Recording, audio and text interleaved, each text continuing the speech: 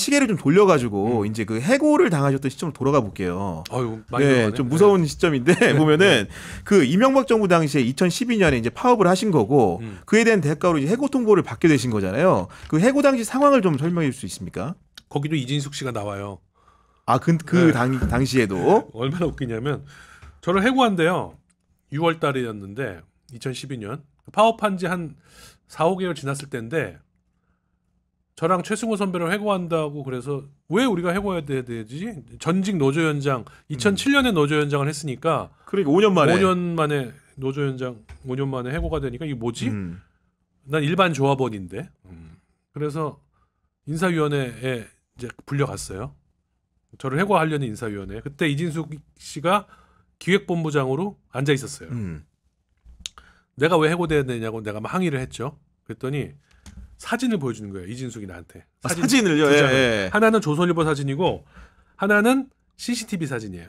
조선일보 사진은 뭐냐면은 김재철 사장 뭐 물러가라 하는 집회 뒤쪽에 내가 이렇게 여러 명이 있는데 뒤쪽에 내가 하나 보여요. 네. 내 얼굴이.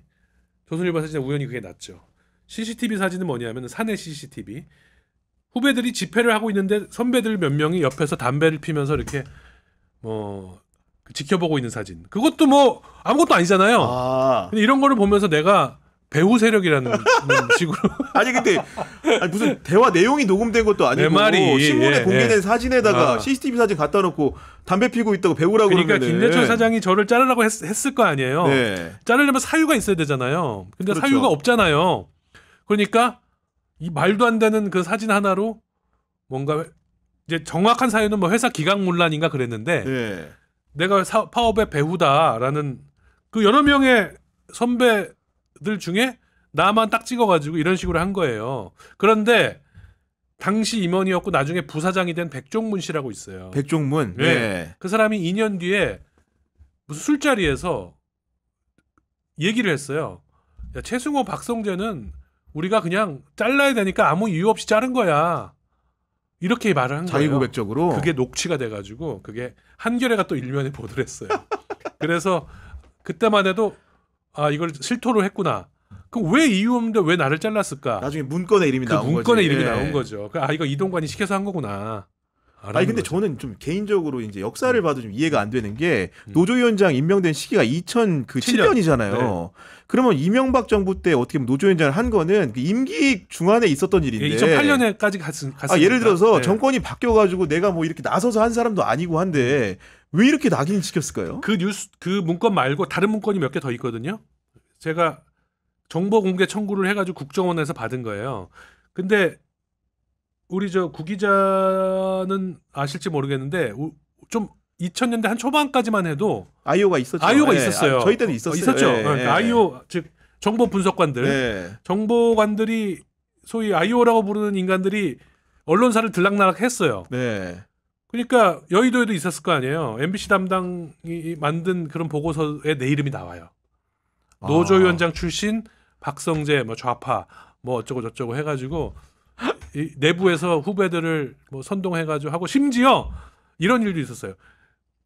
제가 그 노조위원장 끝나고 올라와가지고 좀 지났는데 정치부장 하던 선배가 저랑 좀 사이가 좋았는데 정치부장 그 선배가 저를 국회반장을 시키고 싶어 했어요.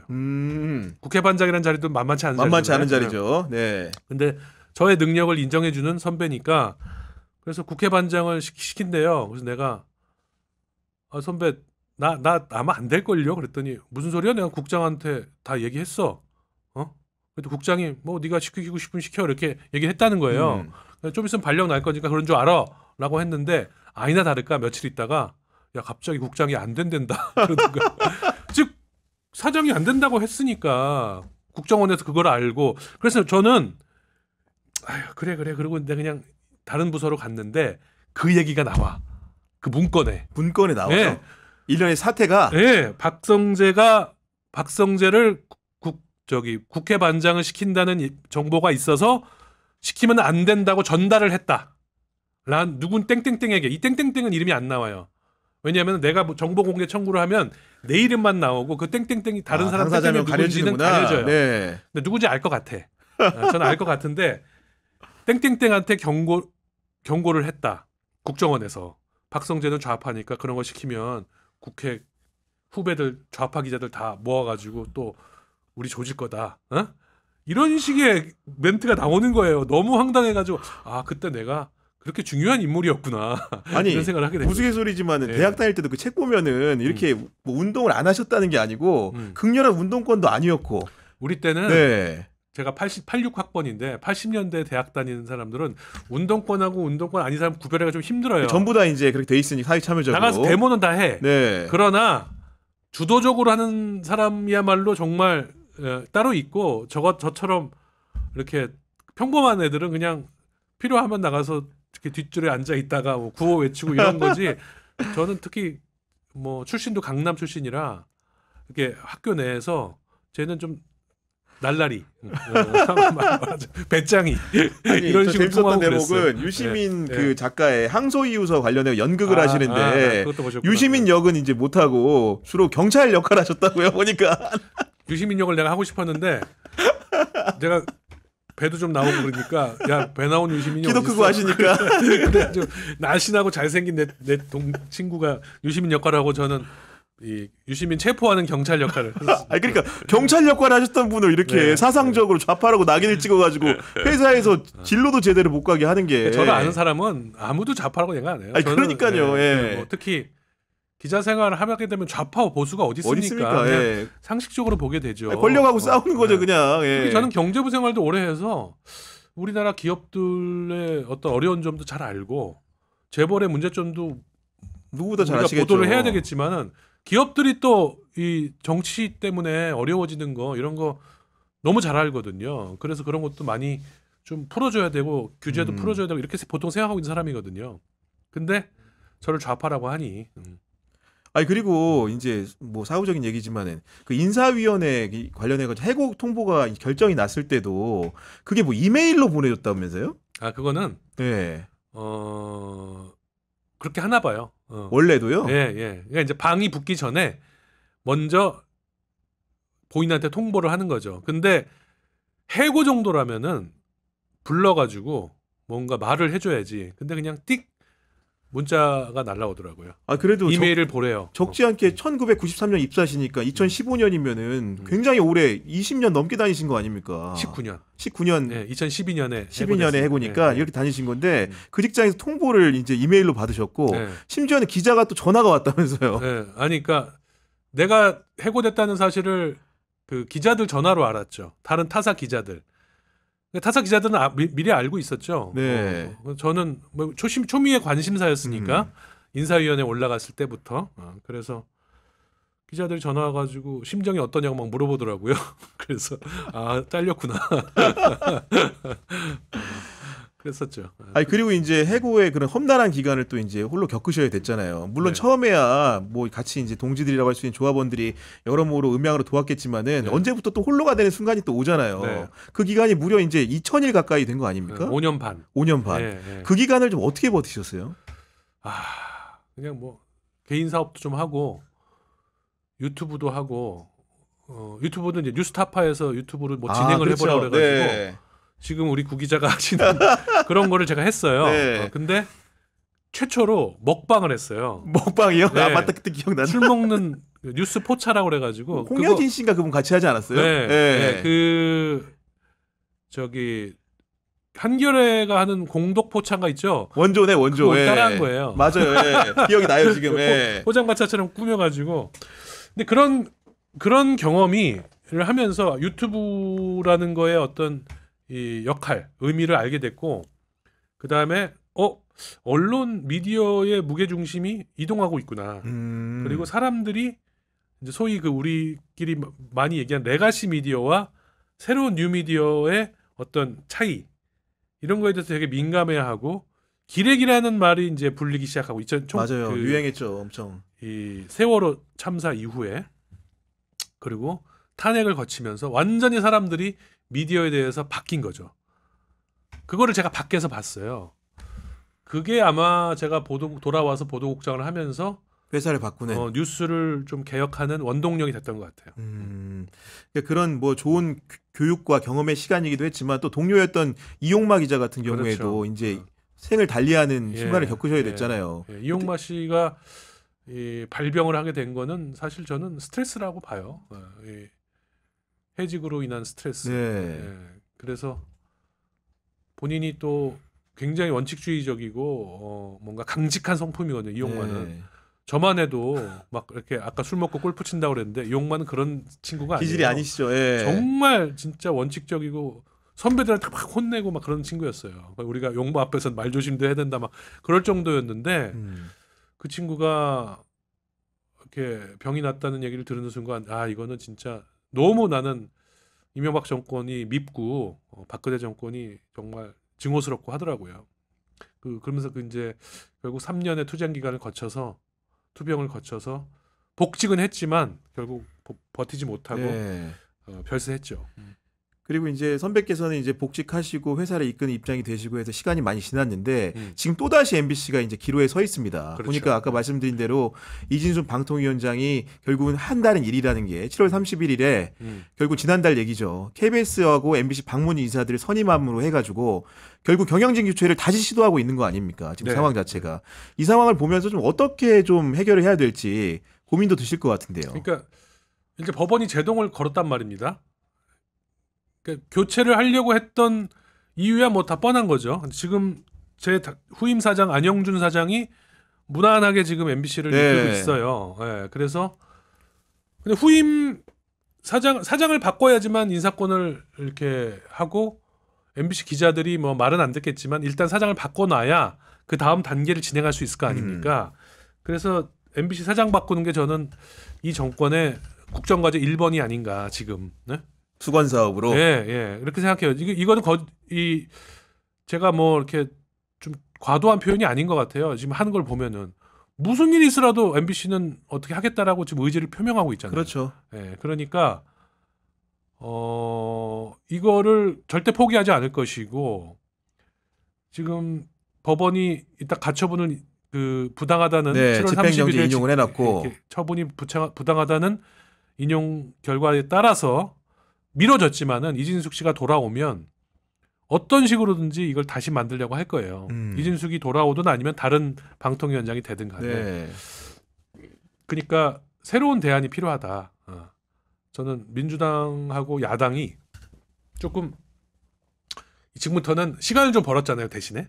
네, 그러니까 뭔가 새로운 전략을 좀 써야 될 것 같아요. 네. 예를 들면 우원식 의장이 제안했던 방송사법을 여야 합의로 다시 한번 머리를 맞대고 해보자. 저는 괜찮은 제안이라고 생각합니다. 네. 네.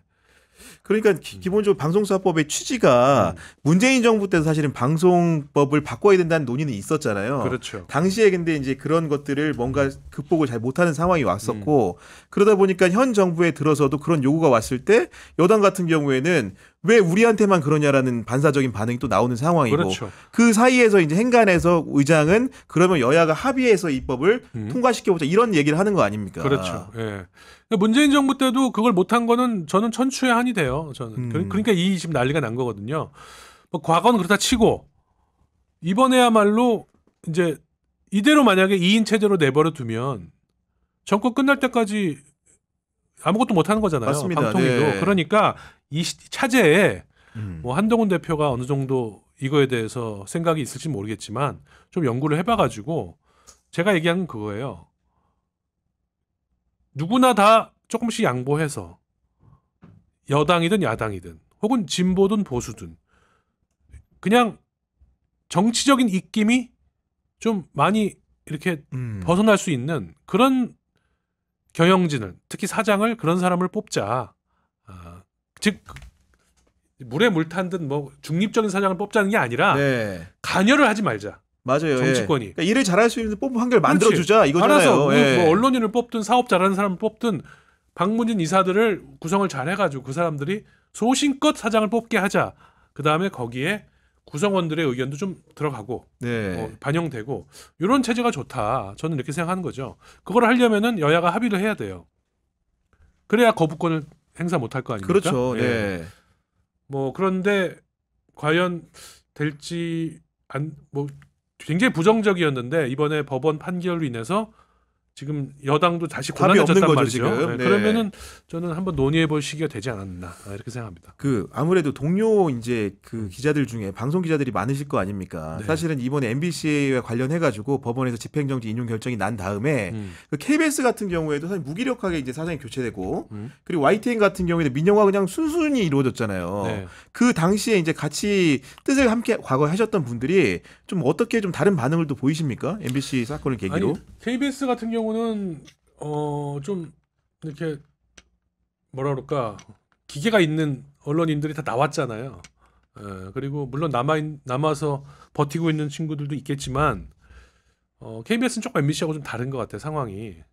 왜냐하면 KBS는 처음에 사장을 이렇게 극렬하게 반대하지 않고 그냥 수용했어요. 제가 볼 때는 그 수용한 이유가 이 수신료 문제 때문이에요. 수신료 즉 목구멍이 포도청이라고 목줄을 쥐고 공격을 하니까 내부에서 버틸 수가 없는 거예요. 그러면 어떤 생각을 하게 되냐면은 평소에 언론의 역할을 제대로 권력 비판을 잘 해야 된다라고 생각하는 기자 PD들도 살고 보자. 그렇지. 네. 아니 뭐 저 사람이 힘이 있다는데 그러면은 수신료 문제라도 해결해 주겠지라고 착각하지 않았을까. 근데 이게 착각이라는 거죠. 저는 착각이라고 계속 경고를 했었어요. 왜? 저 사람들은 KBS, MBC를 이렇게 망치는 게 목표지 잘 돌아가게 하는 게 목표가 아니다라는 거죠. 힘을 빼는 게 목표예요. 그러니까 절대 해결해 주지 않잖아요. 네. 그래서 결국 분리징수가 시작됐고 지금 어떤 사람들은 뭐 거부를 하고 있고 그래서 뭐 적자가 예상된다고 지금 맞아요. 경영 문제도 어렵고 대규모 명퇴 얘기까지 나오잖아요. 그럼 어떻게 됐어요? 회사가 완전히 뭐 일할 분위기가 사라지고 망가지는 거죠. 그럼 채널 경쟁력도 떨어져요. 그런 게 나올 거예요 앞으로 계속. 이미 떨어지고 있지만. 아니 그런 상황에서 KBS를 뭐 비하하는 의미는 아니지만 경영 논리에 의거하면 시장 논리에 의거하면 MBC는 지금 돈 잘 벌고 있는 거잖아요. 그러니까 돈 잘 버는 거를 원하지 않죠. MBC가 힘이 세지는 걸 원하지 않는다고 제가 아까 그랬잖아요. MBC는 아무리 해도 TV조선처럼은 될 수 없다라고 생각할 거예요. SBS처럼. SBS야말로 정권에 따라서 부침이 크죠. 부침이 네. 크죠. 문재인 정권 때는 그렇게 비판 보도 많이 하더니 지금은 완전 꼬리 내렸잖아요. 그거 기자들 때문이겠어요? 오너 때문이지. 지금 안 그래도 뭐 태영이 지금 위기인데 얼마나 그런 압박을 많이 받겠어요, 기자들이. 그냥 가만히 있는 거예요. 주인이 생기면 그렇게 돼요. 주인을 아마 빨리 만들어 주려고 할 거예요. 근데 지금 당분간은 힘들겠지만. 그리고 최근에 보면 MBC 같은 경우에는 우리 사실 언론이라는 게 사명이 가장 큰 사명이 권력하고 싸우는 거 아닙니까? 그러니까 정부랑 싸우고 네. 정부 비판하고 여당 비판하고 권력을 가진 집단을 상대로 싸우는 게 사명인데 최근에 MBC의 그런 특정 보도는 많았던 것 같습니다. 예를 들면은 뭐 최혜병 수사의협 사건 같은 네, 경우에는 네. 일련의 그런 특정 보도들을 네. MBC에서 했던 것 같고요. 예. 그런 보도의 근간을 만들기 위한 노력들이 좀 있었을 것 같은데요. 그러니까 이런 것 같아요. 예전에 MBC가 JTBC한테 밟히고 뭐 SBS한테도 눌리고 한참 순위가 많이 떨어졌을 때가 있었죠. 그 탄핵 때가 박근혜 탄핵 때가 거의 정점이었어요. 맞습니다. 예. 심지어 집회 나가면은 MBC 중계차에다가 침 뱉고 막 꺼지라고 하는 사람들도 있어서 기자들이 골목에 숨어가지고 방송하고 그랬거든요. 그 당시에 어떤 일이 있었냐면 무슨 어디 경기도 어디 외곽 터널인가 어디에서 탈영병이 무슨 총을 쏘고 막 난리를 친 적이 있어요. 근데 MBC로 제보가 한 건도 안 왔대요. 아, 원래 그런 거 하면 보통 방송사로 제보가 막 그렇죠. 어마어마하게 오는 예. 거예요. 막 찍어가지고 보내고. 근데 MBC로 제보가 안 와요. 아, 그때 제가 알았어. 아, 이게 지금 MBC의 현실이구나. 근데 지금은 엄청나게 제보가 많이 온대요. 아. 그러니까 즉, 저 언론사는 힘을 할 만하는 언론사. 지금 윤석열 정부에 대해서 마음에 안 들어하는 사람들이 굉장히 많은데 어떤 제보들이 MBC로 몰려들고 있다는 거죠. 그게 바로 소위 평소에 권력 비판의 역할을 제대로 했느냐 안 했느냐의 차이겠죠. 그걸 시민들이 아니까 이 제보를 하면은 여기는 제대로 내줄 방송이고 다른 데로 가져가면은 여기는 보도가 제대로 안 될 것이다 이렇게 생각하는 거 아니겠어요? 그러니까 네. 저도 마찬가지예요. 그러니까는 이런 큰 이슈건 작은 이슈건 간에 고급 정보를 가지고 있는 공무원들이나 뭐 인사들이 많이 있을 거 아니에요. 지금 이런 것들이 앞으로 계속 나올 거예요. 다들 그렇게 생각하고 있잖아요. 네. 그런 게 어디로 가겠어요. MBC 언론 중에는 한겨레 경향 이렇게 오겠죠. 저는 그렇게 봅니다. 네. 이제 말미를 하고 있기 때문에 개인적인 얘기를 좀 드리고 싶은데 그 사실 그 사장에 이제 물러나시고 나서 그 총선이 또 이제 4월 10일에 있었잖아요. 아무래도 그 뭐 MBC를 어떻게 보면 되살린 장본인이기 때문에 출마 권유나 이런 것도 좀 있으셨을 것 같습니다. 뭐 없었다고 하면 거짓말이지만 그러니까 그 권유가 있었냐 없었냐보다도 저의 마음이 문제인데 저는 정치에 대한 유혹이 스스로에 대한 유혹이 없었다고 하면은 거짓말이죠. 거짓말이죠. 네. 그러나 하면 안 되고 내가 안 하는 게 맞다는 생각이 훨씬 강했어요. 그래서 뭐 주변에서는 뭐 예를 들면은 하지 말라라는 사람도 있었지만은 잠깐 욕을 먹더라도 가서 열심히 싸우면 즉 언론 자유와 이 또 공영방송 문제를 해결하기 위해서 열심히 노력하면은 다 나중에 알아줄 것이다라는 얘기도 했는데 저는 그거보다는 그래도 KBS, MBC 사장을 했던 사람이 정치권에 다시 나가는 게 내가 비판했던 소위 김재철, 이진숙도 마찬가지고 김장겸 씨도 지금 네, 국회의원이 되 계시고 국회의원 되게 있고 이쪽 진영에서도 소위 최문순 선배 국회의원 갔을 때 제가 노조위원장 하면서 굉장히 비판했거든요. 그건 아니다. 사장했던 사람이. 네. 제가 그렇게 비판했는데 어떻게 제가 이런 걸 하겠어요. 저는 아니라고 봤어요. 네, 그래서 뭐 쉽게 그런 마음의 정리를 할 수 있었습니다. 네. 그리고 개인적인 궁금증인데 그래도 이제 같은 MBC에서 한솥밥을 먹었다 보니까 미운정 고운정이 있어서 그 과거 정부에서 이제 어떻게 보면 탄압의 주체였을 수도 있지만 혹시 화해한 분이 좀 있습니까? 개인적으로? 없어요. 전혀 없습니다. 네. 아니 근데 여기서 제가 얼굴을 봤을 때 저 사람하고는 얘기하기 싫다는 사람 몇 명 안 돼요. 대부분은 그냥 이렇게 만나면 동료였잖아요. 그럼요. 예. 선배 후배하고 잘 지내요. 그러나 뭐라 그럴까 소위 이동관 씨 같은 그런 사람들의 직간접적인 지시를 받아서 후배들을 그러니까 징계하고 해고하고 뭐 또 못 살게 굴었던 그런 사람 완장을 찾던 사람들 네. 소위 말하면 그런 사람들은 제가 아직 만나서 이렇게 소주하고 그럴 수는 없죠. 네. 그러면 이제 아까 서두에 어떤 일을 하고 계신지 말씀을 해주셨는데 앞으로 계획이 있다면은 좀 궁금합니다. 계획은 행복하게 사는 겁니다. 행복하게 사는데 제 개인 사업을 지금 하고 있으니까 자영업을 작게 그거 잘 하고 싶고 그거를 통해서 사회적인 의미를 좀 찾고 싶어요. 그냥 뭐 제가 카페를 하고 있는데 그냥 커피 파는 카페는 아니고 네. 책과 음악, 문화, 그 다음에 어떤 토론, 이야기 이런 게 있는 그런 공간을 만들고 싶거든요.